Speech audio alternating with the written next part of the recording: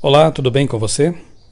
No capítulo 9 de 1 Coríntios, Paulo defende seu apostolado e prova que quem se dedica exclusivamente à pregação do Evangelho tem direito de ser mantido pela igreja. Os conversos e os membros da igreja eram a prova do apostolado de Paulo. O ministério pastoral pode ser avaliado também pelo número de pessoas que o pastor, o pregador, o evangelista leva até Jesus. Verso 5. Além da manutenção material, o apóstolo tem o direito de ter uma esposa, até porque ela pode ser uma grande aliada no ministério. Verso 8. Os servos de Deus também precisam do pão de cada dia. Na verdade, trata-se de um privilégio poder ajudar a manter o ministério pastoral. Isso podemos perceber no verso 11. É uma alegria quando podemos realmente estimular uma pessoa a se dedicar exclusivamente à pregação do Evangelho.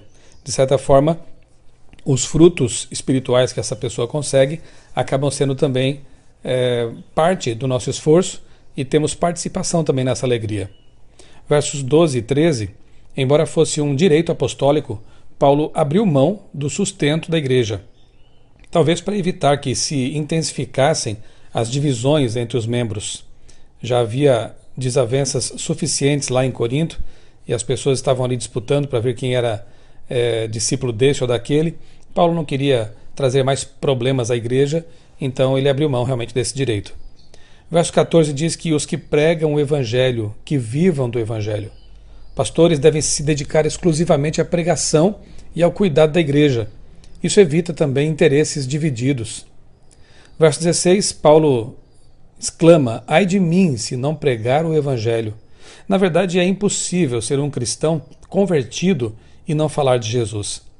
A pessoa que nasce para o reino de Deus, que se converte para Jesus, diz Ellen White, que nasce como um missionário. É natural, ela vai aproveitar todas as circunstâncias, ocasiões, para falar da pessoa que é o centro da sua consideração, a pessoa que ela mais ama neste mundo, que é Jesus Cristo. Paulo disse: ai de mim se não evangelizar, creio até porque isso explodiria nele. Era o desejo dele sempre falar de Jesus. Nos versos 19 a 22 encontramos que não se trata de perder a identidade, mas de construir pontes para alcançar diversas pessoas para Jesus. Pregar o Evangelho também é conviver com os diferentes, a fim de influenciá-los. Aqui Paulo diz que se fez de judeu para ganhar os judeus, se fez de grego para ganhar os gregos. Então veja, ele construía pontes, ele se aproximava das pessoas, utilizava aquilo que era lícito nas culturas delas, na cultura delas, para que pudesse fazer disso uma ponte. Nós vimos isso lá em Atos 17, por exemplo, quando Paulo está em Atenas, e ali ele se vale de elementos da cultura local grega, a fim de alcançar aquelas pessoas, despertar o interesse delas. Paulo ele não perdeu sua identidade ao fazer isso. Paulo não imergiu nessa cultura, deixando de lado o cristianismo. Muito pelo contrário. Ele aproveitava esses elementos, repito, para ganhar as pessoas para Jesus, para trazer as pessoas para uma cultura bíblica. Verso 25. Um atleta se domina, é disciplinado e focado em busca de uma simples medalha. Aqui Paulo faz mais uma comparação e ele usa o treinamento de um atleta como metáfora para a vida cristã. Como deveria ser então a vida de quem almeja a coroa eterna?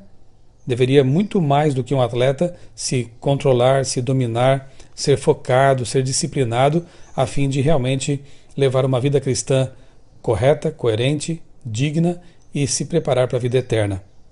Não basta correr, Paulo diz, tem que saber para onde se corre. O cristão, mais do que ninguém, precisa ser alguém que tem uma meta na vida e manter o foco sempre no céu. Verso 27. Além de poder contar com a ajuda divina, o cristão precisa lutar contra suas más tendências e os desejos da carne, como diz a Bíblia. Deve transformar seu corpo em um escravo da razão e da fé. Nunca ser dominado por seus impulsos, mas dominar os impulsos. Que a razão, que a religião, que a espiritualidade dominem sobre os impulsos, sobre os desejos, e assim esses desejos serão realmente lícitos e abençoados por Deus. E finalmente, ainda no verso 27, de nada adianta pregar e não viver o que se prega. Seria hipocrisia, não é verdade? Que Deus nos ajude a realmente viver aquilo que nós cremos, para que nossa pregação seja poderosa, seja vibrante, convincente e leve muitas pessoas a Jesus, porque essa é a missão mais importante de qualquer cristão aqui neste mundo, enquanto aguardamos a volta de Jesus. Eu sou o pastor Michelson Borges, desejo a você um dia muito abençoado em companhia do nosso amado amigo e Salvador Jesus Cristo.